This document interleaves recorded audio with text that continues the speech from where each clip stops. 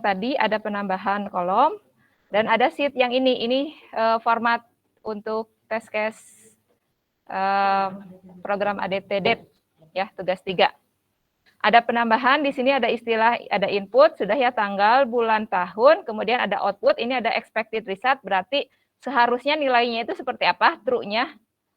Kalau test result, kebenarannya seperti apa yang hasil dari program, hasil pengujian programnya itu seperti apa, gitu ya. Apakah sesuai dengan expected atau beda, gitu ya.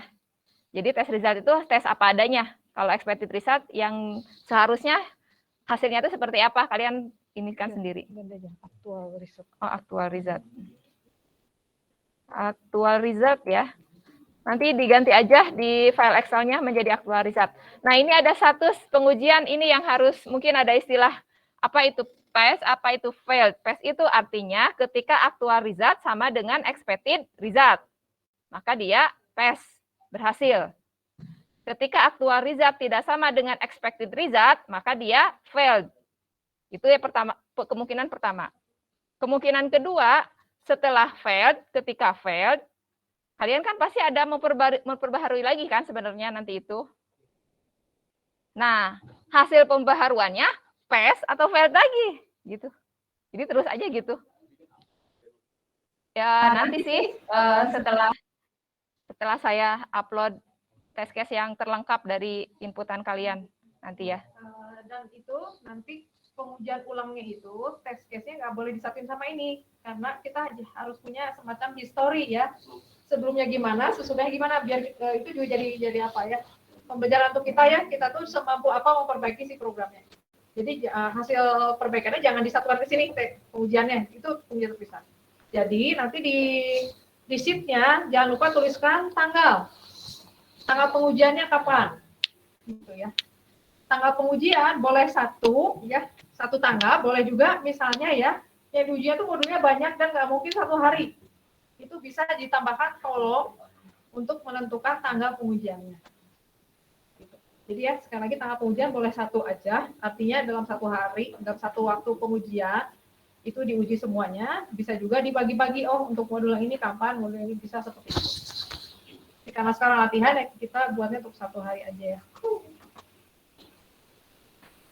Khusus bagi yang failed ya, berarti ada revisi selanjutnya atau yang belum dikerjakan.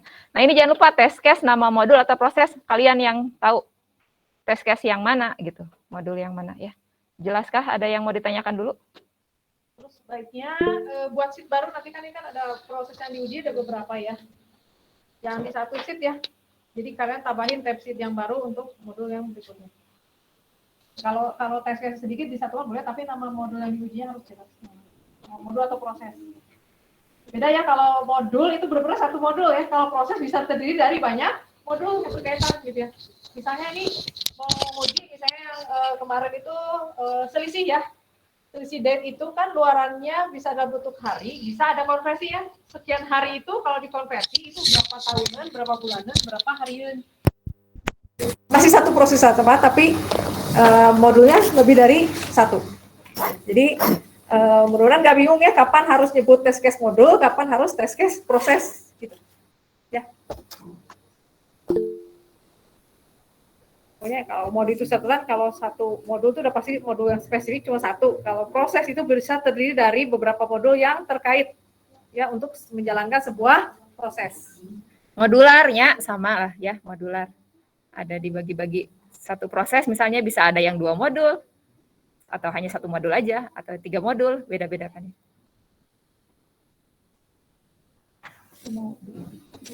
Ini satu anak satu ini atau Ibu permisi Bu, mau nanya Bu.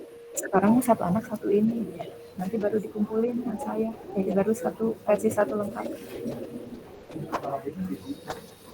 Ibu permisi Bu, mau nanya Bu. Ya, sama NIM kelas. Ya. Yang barusan? Bu, ini ya. Ibu nggak upload di e-learning? Oh iya, saya upload di e-learning aja ya, di revisi e-learningnya.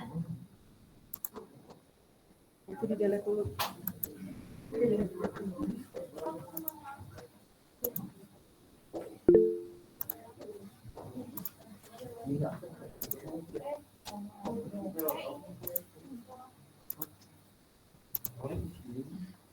Jam.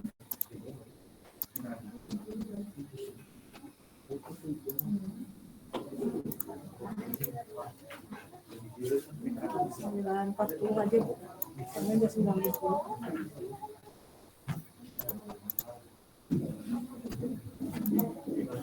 Ada di e-learning ya? Coba dibuka lagi e-learning-nya, ada update file. Kemudian sebagai latihan pertama kita coba dulu dalam 30 menit. Ya, dalam 30 menit kalian berhasil menentukan test case-nya seberapa banyak. Ini Uki, kenapa Uki? Iya Bu, mau nanya Bu, kalau untuk expected result-nya itu kita boleh berpatokan sama tools lain berarti Bu? Nggak ngerti, gimana Uki, punten? Ya kayak tadi misalkan untuk nentuin expected result-nya, kita pengen pakai apa namanya aplikasi tadi gitu Bu, ya. aplikasi perbandingan. Boleh kayak gitu Bu? Ya, betul. Ditulisnya jangan lupa source-nya. Nah, ya sumber expected-nya itu dapat dari mana bisanya? Oke, sama ini Bu, untuk tiap modul bikin berapa case ke bawah berarti Bu?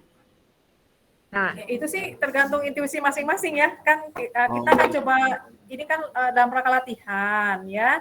Jadi ekspektasinya gak akan mungkin besar-besar juga gitu Uki. Oke, baik Bu. Yang terpikir sekarang gitu ya, ketika menyikapi suatu proses, mana aja hal apa saja yang bisa menyebabkan atau hal apa saja yang harus diuji gitu dari sebuah proses. Yang kemungkinan bisa error atau bug gitu ya. Ya. Oke, siap-siap kalau gitu. Jadi kalau menurut saya sih coba sama sendiri dulu ya, sama sendiri dulu. Kalau kita lihat acuan itu untuk melengkapi aja, maksudnya ini udah lengkap gak ya, misalnya ya. Kita lihat ketika orang lain membuat test case untuk program yang serupa, seperti apa dia. Nah itu kan seperti yang saya jelaskan di pertemuan pertama ya, boleh seperti itu. Dan lupa aja ditulis source-nya ya, kalau mendapat inspirasi dari test case punya orang lain. Oke. Baik, terima kasih Bu. Sama-sama.